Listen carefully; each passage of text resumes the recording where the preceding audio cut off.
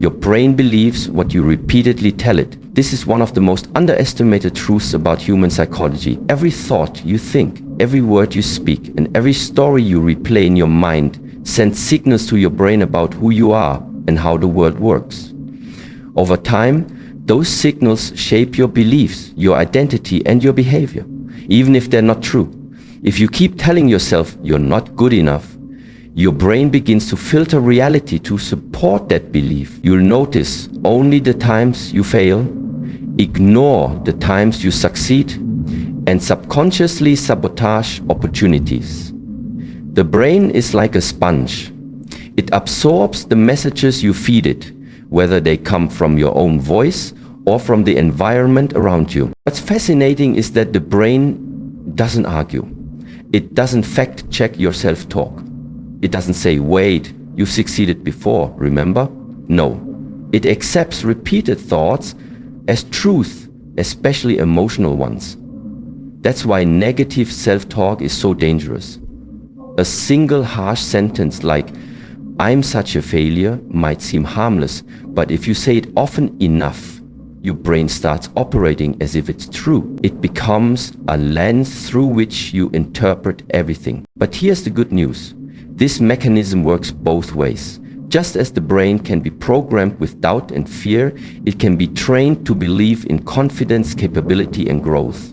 When you repeatedly say, I can figure this out, or I'm improving every day, your brain starts to look for evidence to support those beliefs too. And once that belief system shifts, your behavior follows. You'll take more risks, recover faster from mistakes, and develop the resilience needed to push forward. This isn't just motivational fluff. It's rooted in neuroscience. Neural pathways strengthen with repetition. Every thought creates a small electrical signal. Think it enough and it becomes a neural highway. That's how habits, beliefs, and even personality traits are formed. So the words you use today are literally sculpting your brain's future patterns. It's not about fake positivity. It's about choosing thoughts that serve you, support you, and help you grow into the person you want to become. And it all starts with what you say to yourself every single day. The brain can't tell the difference between what is real and what is vividly imagined. This is one of the most powerful facts about how the mind works. Yet, most people go through life without ever truly understanding or using it to their advantage. When you imagine something with enough clarity and emotion, your brain reacts as though it's happening in real life. It fires off the same neural circuits, releases similar hormones, and begins forming or reinforcing the same memories and beliefs that it would if the experience were actually unfolding in front of you. This is why elite athletes visualize their performance before stepping onto the field. It's why public speakers rehearse their success in their minds before stepping onto a stage. Their brains begin to rehearse success long before the real event occurs. And by the time they show up, it's not entirely new, it's familiar. But this truth doesn't just work for champions. It works for anyone willing to apply it. If you spend time every day imagining yourself calm, confident, and capable, not just seeing the image, but truly feeling it in your body, your brain begins to accept it as a version of reality. And because the brain doesn't fully distinguish between mental rehearsal and actual experience, it starts to build new neural pathways, new habits, and even new emotional responses based on that imagined version of yourself. Over time, your inner world changes your outer behavior. The same principle can unfortunately work in the opposite direction. If you constantly imagine yourself failing, being judged, or falling short, your brain absorbs that too. It begins to expect failure and fear, and it triggers anxiety and hesitation even when there's no immediate threat. You begin to live in the future of a disaster that hasn't happened, but feels real enough to make your heart race and your hands shake. Your nervous system can always tell the difference between an actual danger and one you've imagined vividly enough. That's the cost of misusing the power of mental imagery. This is why it's so important to become aware of what you allow yourself to think about. Your imagination isn't just entertainment, it's a tool for rewiring your brain. The more emotionally charged the image, the more deeply it imprints. So when you visualize something, bring emotion into it. See it, hear it, feel it. Picture the environment, the sensations, the outcome. Let your brain absorb a full experience, not just a shallow daydream. When done with intention, this process prepares you mentally, physically, and emotionally for the reality you want to live. Body language affects the brain in profound ways that most people never realize. While we usually think of body language as a way to communicate with others, a smile to show kindness, a nod to show agreement, or crossed arms to signal discomfort, it actually works in reverse too. The way you hold your body, the expressions you wear on your face, and even the way you sit or stand send powerful feedback signals to your own brain. These signals influence how you feel, how you think, and how you respond to the world around you. For example, standing tall with your shoulders back and head high doesn't just make you look confident to others. It makes your brain feel more confident. When you adopt that posture, your body releases chemicals like testosterone and lowers cortisol, the stress hormone. You literally begin to feel more in control, more relaxed, and more self-assured simply by changing your physical stance. The same is true with smiling. Even when you don't feel happy, forcing yourself to smile, even a small fake one, can trick the brain into producing dopamine and serotonin, the chemicals associated with joy and relaxation. It's as if your brain reads your face and assumes that you must be happy, so it adjusts your emotional state to match. That's how powerful the feedback loop is between body and mind. This loop means that your physiology is not just a reaction to how you feel, it can be a tracker for how you feel. Your brain listens to your body more than you might think. If you slouch, keep your eyes down, and take shallow breaths, your brain interprets that as anxiety or defeat and starts to mirror that mood. You become what your body broadcasts. This understanding opens up a world of personal control. Instead of waiting to feel confident before stepping into a meeting, you can take on a confident posture beforehand and change your mental state. Instead of hoping to feel energized before a task, you can walk briskly, move your body, and wake up your mind. The way you move, sit, walk, and even breathe becomes a form of self-talk. It's not just what you say to yourself that matters. It's what your body is saying to your brain. Every gesture is a message. And when you learn to send the right ones, you can shift your mindset without a single word. Positive self-talk rewires brain patterns over time. The words you say to yourself are not just fleeting thoughts or harmless background noise. They are powerful builders of belief, behavior, and identity. Every time you repeat something in your mind, you're essentially feeding your brain a message. And over time, your brain begins to accept that message as truth. This happens whether the message is helpful or harmful. If you consistently tell yourself that you're bad at something, that you're not good enough, or that you'll never succeed, your brain begins to create mental shortcuts to confirm that narrative. It filters your experiences in a way that reinforces what you've been saying. This is not because the brain wants to hurt you. It's because it wants to be efficient. Repetition trains your brain to form new neural pathways. And those pathways determine how you interpret life, how you react to challenges, and how you define yourself. When you engage in positive self-talk, genuine, intentional, and repeated, you are reshaping your mental wiring. At first, it might feel awkward or fake, especially if you've spent years being your own worst critic. But the brain is remarkably adaptable. With enough consistency, positive self-talk begins to feel more natural, and the old negative scripts start to fade. You begin to notice small shifts. You hesitate less, you take more initiative, you recover faster from setbacks, That's the real work of rewiring. It's not an overnight transformation, but a steady reshaping of the way your brain interprets your life and your potential. What's crucial to understand is that self-talk influences more than your emotions. It also shapes your behavior. If you keep telling yourself, I can't handle stress, then every time you're under pressure, your brain will default to panic. But if you begin replacing that phrase with, I am learning to manage stress, your brain starts looking for proof of growth rather than evidence of failure. That small shift creates room for progress. It empowers you to act differently, try harder, and believe that improvement is possible. Your self-talk creates the mental environment in which your decisions are made. And over time, those decisions build the life you live. Even science backs this up.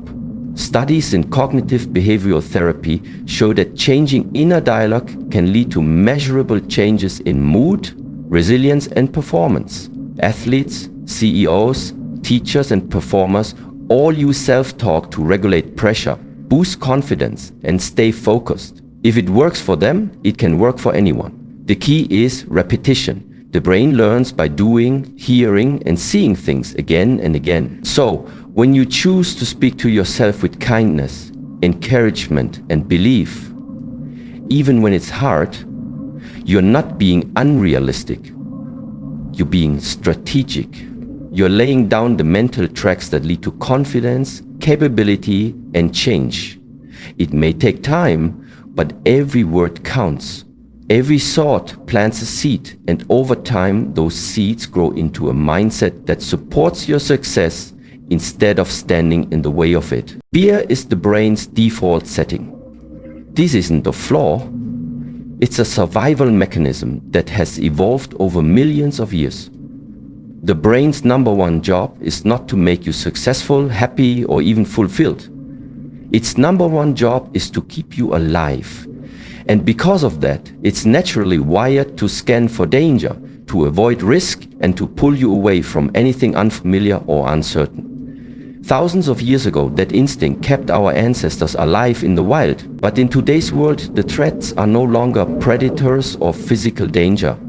They are emotional discomfort, judgment, rejection, failure. And yet, the brain reacts to these modern fears in the same way it once reacted to a threat in the jungle.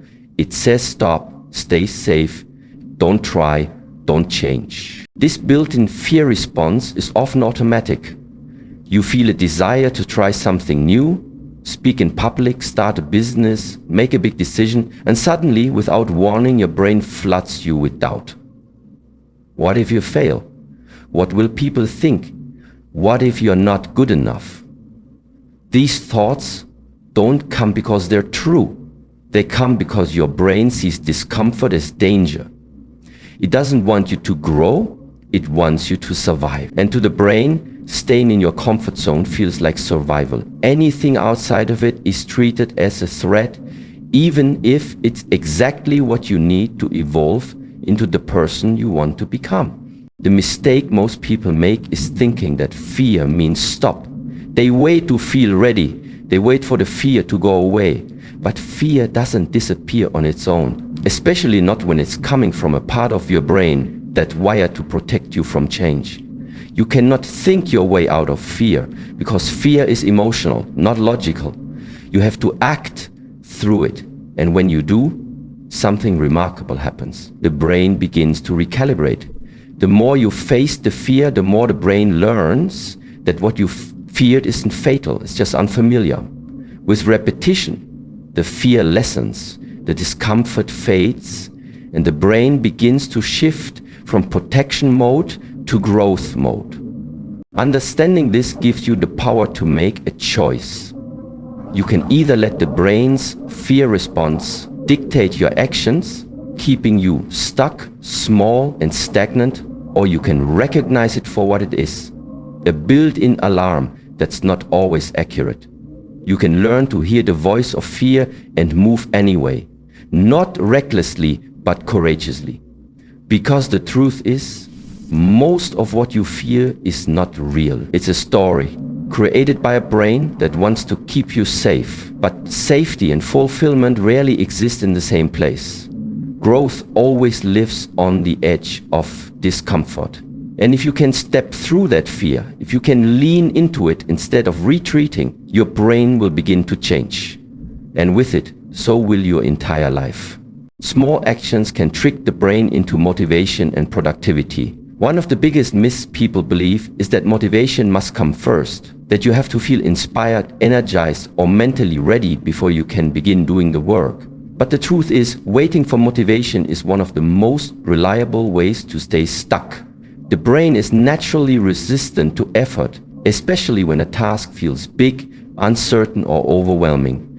It tends to look for the path of least resistance, the shortcut, the comfortable routine. So when you stare at a long to-do list or imagine a huge goal, your brain immediately registers it as a threat to energy and comfort.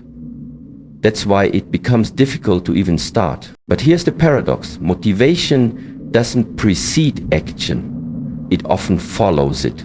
When you take a small step, even a tiny, seemingly insignificant one, you create a shift in momentum.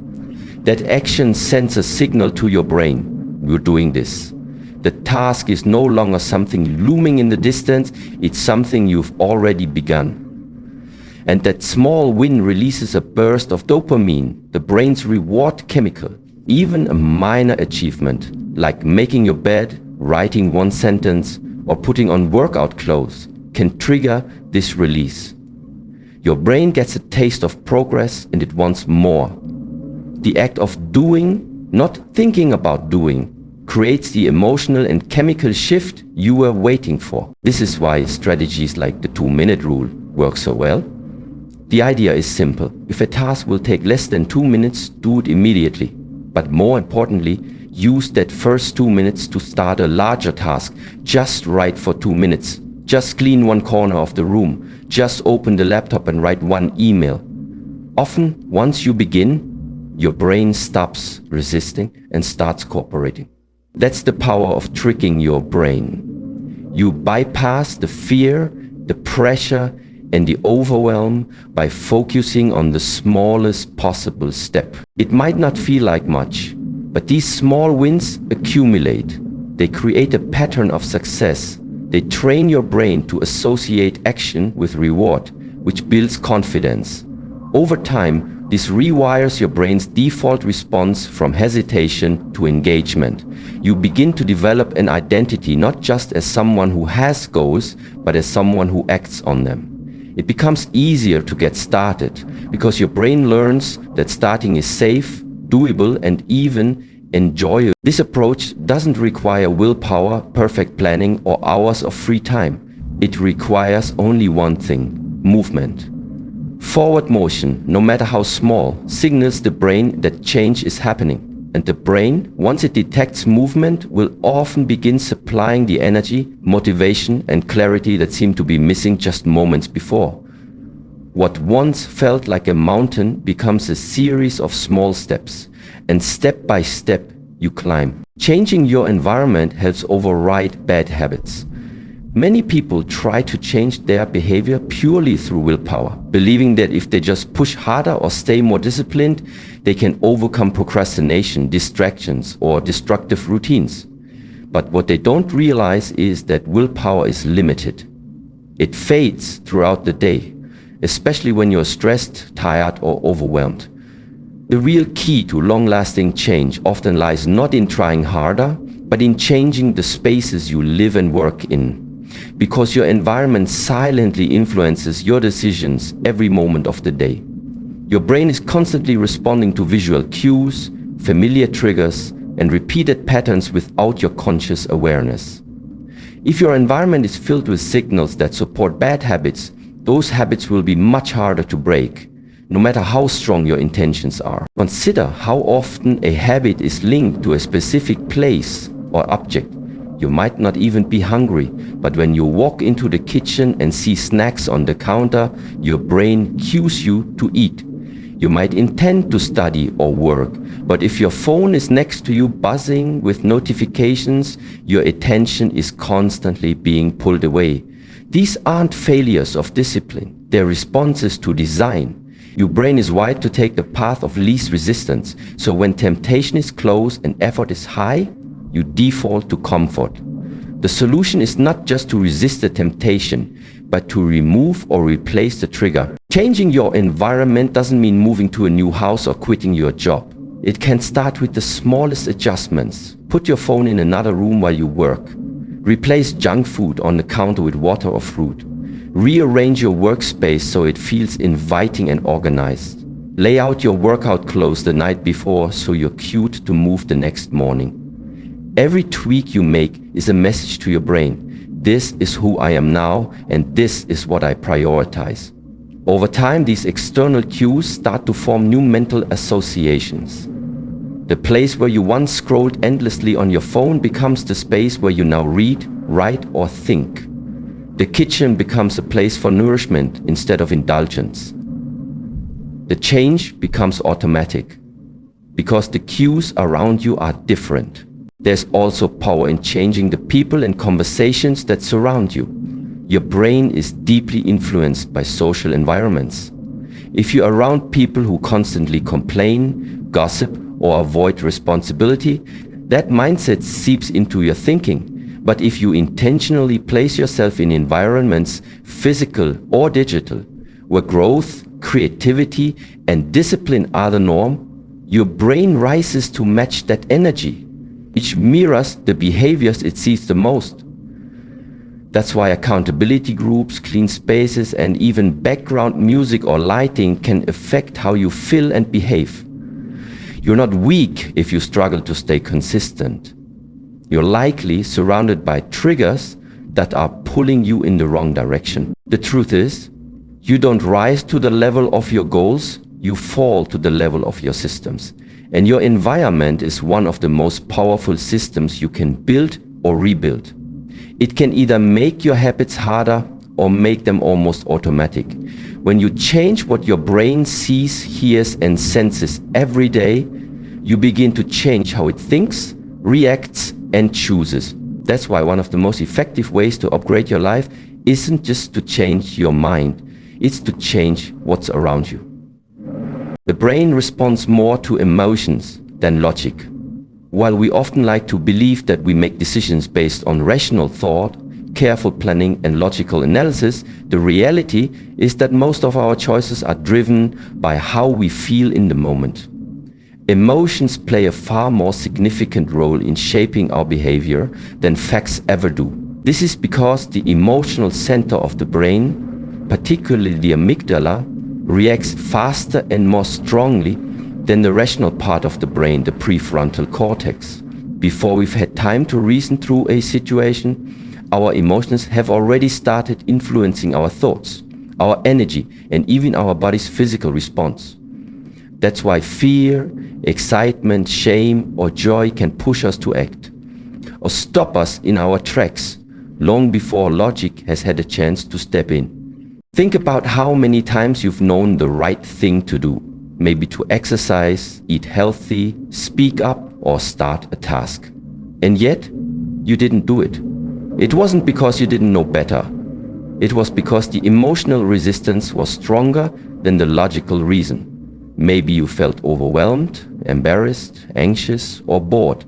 And those emotions hijack your brain's decision-making process. This is why simply telling yourself what you should do rarely works. The brain doesn't follow instructions, it follows feelings. If the emotion attached to a behavior is negative, your brain will resist it, even if you logically know it's good for you. But this knowledge is also a key to personal power. If you can learn to associate positive emotion with the behavior, your brain becomes more likely to do it willingly, repeatedly, and eventually automatically. That's why rewarding yourself after a workout, celebrating small wins during a project, or visualizing success before a presentation works so well. You're not just tricking yourself, you're training your brain to attach pleasure to progress. The more emotionally satisfying the experience, the stronger the neural connection becomes. The brain starts craving the behavior, not because it's logical, but because it feels good. Even when facing difficult tasks, this emotional principle can be leveraged. Instead of focusing on how hard something will be, shift your attention to how good it will feel afterward. The relief, the pride, the freedom. Tap into that feeling before you begin. Let it guide your motivation. You can also reframe discomfort by turning it into a game, a challenge, or a mission. Emotionally engaging frames like, I get to prove myself, or let's see what I'm capable of today, have far more impact than simply telling yourself, I have to do this. Additionally, understanding how emotions shape memory and learning is critical. The brain remembers emotional experiences more vividly than neutral ones. That's why we remember how someone made us feel long after we forget what they said.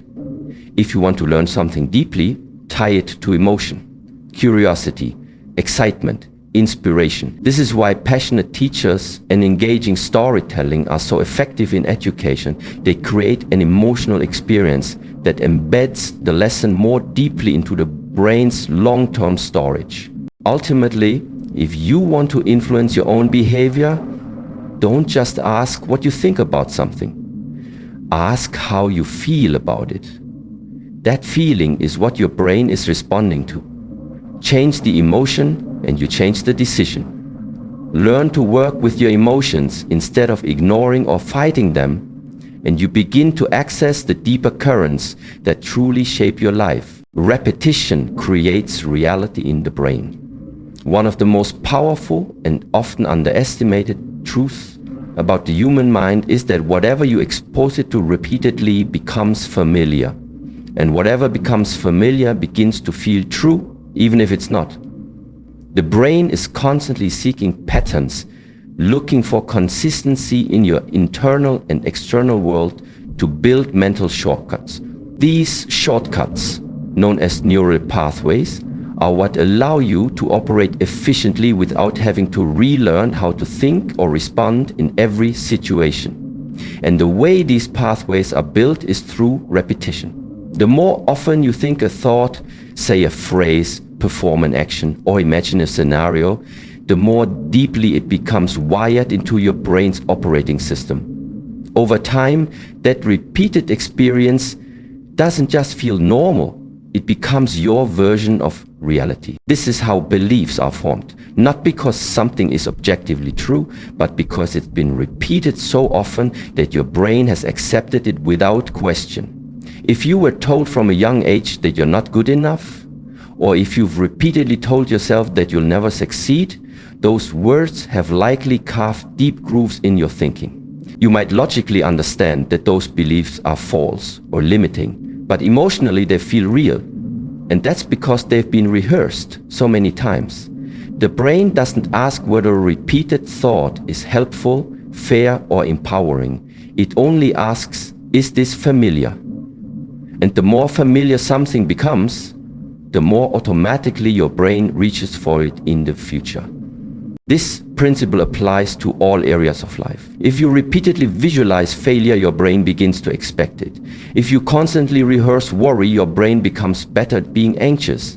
But the opposite is also true, and this is where transformation happens. If you intentionally repeat empowering thoughts, visualize success, practice gratitude, or engage in small positive habits daily, you begin to rewire the brain to default toward those patterns. What once felt foreign and uncomfortable, such as speaking confidently, thinking optimistically, or making disciplined choices, begins to feel normal over time. That's not magic, it's neuroscience. And it's available to anyone who understands the power of repetition. Repetition also explains why affirmations, mantras, or journaling practices can be so effective when done consistently.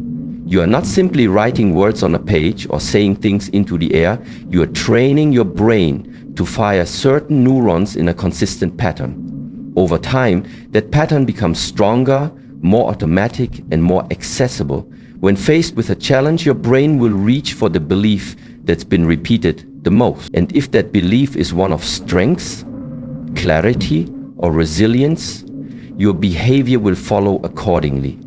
It's important to remember that repetition doesn't have to be dramatic or time-consuming. It can be subtle, woven into your daily routines. The thoughts you choose first thing in the morning, the way you speak to yourself after a mistake, the questions you ask when things go wrong. Every repetition is a vote for the kind of brain you're building. Every thought, every action, every word is a piece of mental programming. So if you don't like the reality your brain keeps projecting, if you're tired of feeling stuck, insecure, or overwhelmed, start changing what you repeat. Choose thoughts that support the future you want, even if they feel unnatural at first. Practice them daily. Let them echo in your mind until they no longer feel like effort, but instinct. Because the brain doesn't believe what is true, it believes what it hears the most. Make sure the loudest voice in your mind is one that moves you forward. Visualization creates real neural changes in the brain. The mind doesn't fully distinguish between what's vividly imagined and what's physically experienced. And that's one of the most remarkable features of how your brain operates. When you mentally rehearse an activity, goal, or skill, your brain activates the same neural pathways as if you were actually performing it. This means that consistent visualization can strengthen your mind, enhance your performance, and prime your body for success even before you've taken real-world action. It's not just positive thinking. It's mental training that shapes the way your brain anticipates, reacts, and responds. Athletes have known this for years. Olympic competitors, professional sports teams, and elite performers all use visualization techniques to improve their performance. A basketball player might mentally walk through the perfect free throw shot hundreds of times in their head, aligning their body posture, breath, and timing in vivid detail. A diver might mentally rehearse every twist and turn of their routine until their brain feels it as reality. This mental repetition isn't wasted. Studies using brain scans have shown that the motor cortex, the part of the brain responsible for movement, activates during these mental exercises just as it does during physical ones. Visualization literally strengthens the brain's ability to perform a task by rehearsing it internally. But this tour isn't just for athletes or performers. Anyone can use visualization to create change, emotionally, mentally, and physically. You can visualize yourself handling stress with calm and clarity. You can imagine speaking confidently in a meeting or walking into a room with strong posture and presence. The more detailed and emotionally charged the visualization, the more effective it is. It's not enough to just see it, you need to feel it. What are you wearing? What's the environment like? What emotions are you experiencing? How does success feel in your body? When you include your senses, your emotions, and your focus, your brain begins to believe the event is actually happening. What's fascinating is that this mental rehearsal creates measurable changes. Research has shown that people who visualize themselves practicing a skill improve nearly as much as those who physically practice it. One famous study had participants mentally rehearse playing the piano, and their brains showed the same growth in the motor cortex as those who actually played. That means the brain can literally change its structure based on what you imagine, even without movement. The implications are massive. It means you can mentally prepare yourself for high-pressure situations, reframe fear, boost confidence, and align your identity with the person you want to become, all by tapping into the power of your mind. However, it's important to understand that visualization isn't a passive process. It's not daydreaming or fantasy. It's deliberate, repeated, and focused mental rehearsal, an act of mental conditioning. When practiced consistently, visualization helps override limiting beliefs and strengthens the neural connections needed to perform with ease. It becomes a way of teaching your brain, this is who I am, this is what I do. Over time, the brain stops resisting new behavior because it already feels familiar. You're not shocked by progress, you've rehearsed it. You're not paralyzed by fear, you've faced it in your mind. By visualizing success, growth, and capability, you are shaping not only your future, but also your present mindset. You create a sense of readiness and expectation that prepares your brain to take aligned action when the time comes. You're not waiting for life to happen. You're training for it. You're shaping your mental reality first, knowing that the outer world often follows the lead of the inner one. The more vividly and frequently you visualize the life you want to lead, the more naturally your brain will guide you toward it. Gratitude reshapes the brain for positivity and resilience. It might sound simple, even cliché, but the consistent practice of gratitude has a profound and measurable effect on how your brain functions. Most people spend a majority of their mental energy focused on what's missing, what's wrong, or what could go wrong. This negativity bias is hardwired into the brain because, from an evolutionary standpoint, noticing threats was more crucial to survival than noticing blessings. But in modern life, this default focus on danger, lack, and problems doesn't help us thrive. It keeps us stuck in a constant loop of stress, dissatisfaction, and fear. Gratitude, when practiced deliberately and regularly, helps to interrupt that cycle and reprogram the brain to notice what's good, what's working, and what is already here. Neuroscience has shown that the brain is plastic. It changes in response to experience.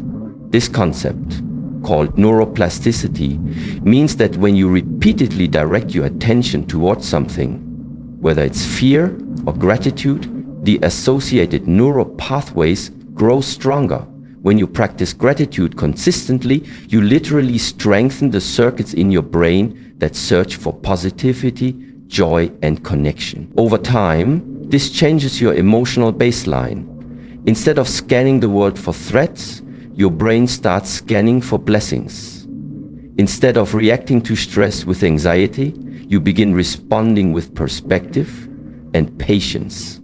Gratitude becomes not just a feeling, but a filter through which you interpret life. This doesn't mean ignoring pain or pretending everything is perfect. Gratitude isn't about denial, it's about balance. It's about training the brain to acknowledge that even in the middle of chaos or difficulty, something is still working, still meaningful, still worth appreciating. When you pause and reflect on even the smallest gifts, a breath, a friend, a moment of peace, a ray of sunlight, your nervous system begins to relax. Cortisol levels drop, your heart rate slows. You become more grounded, more centered, and more emotionally available. Gratitude pulls you out of fear and into the present moment where your power always lives. In fact, studies have found that people who keep a daily gratitude journal or write down 3 things they are thankful for each night report higher levels of optimism, better sleep, lower stress, and improved relationships. These aren't just feel-good side effects, they are signs that the brain is adapting to a new mental environment. Gratitude strengthens the prefrontal cortex, the area responsible for planning, emotional regulation, and decision-making. It also enhances activity in the brain's reward centers, making you more likely to feel motivated, fulfilled, and connected to others.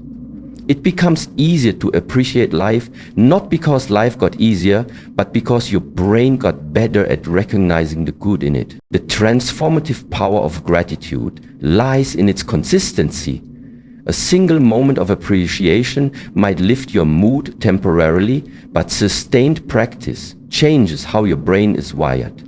It shifts your identity from someone who is always lacking something to someone who is constantly noticing abundance. Not because you have everything, but because you see value in what you already have. That mindset creates a ripple effect. It impacts your habits, your relationships, your goals, and your overall emotional resilience. Gratitude doesn't erase hardship, but it builds the mental strength to face it. It trains the brain to endure challenges without losing hope, to accept setbacks without collapsing into self-pity, and to celebrate progress without needing perfection. Ultimately, gratitude is not just a practice, it's a mental upgrade. It changes your brain's default settings from stress to stability, from scarcity to sufficiency, from comparison to contentment. And when that shift becomes your new normal, everything else begins to change with it. Your decisions improve, your energy improves, your sense of meaning deepens. Gratitude is a quiet but powerful way to take control of your mind. And when you control your mind, you begin to control your life.